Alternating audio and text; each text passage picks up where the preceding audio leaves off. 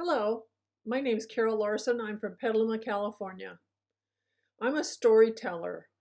With cloth as my medium, I layer text with paint onto the fabric and embellish with images, clothing, ephemera, and stitch relevant to the story.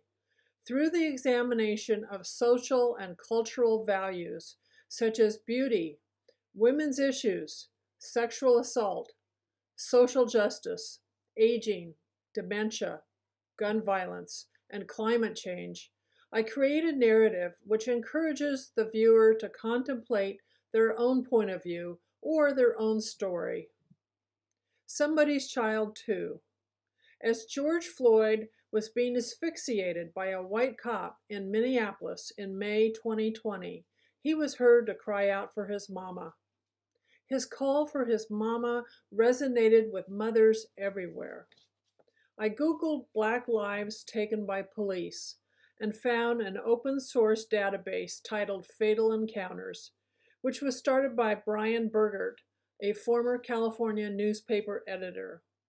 For the past 20 years, he and others have recorded names and circumstances of over 28,000 people of all nationalities who had fatal encounters with police just in this century.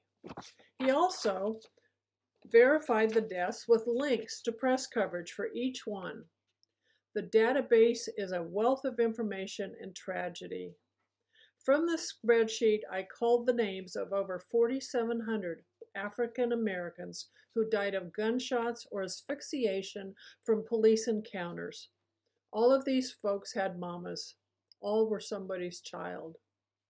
For this work, I formatted the over 4,700 names into columns and then digitally printed them onto silk organza.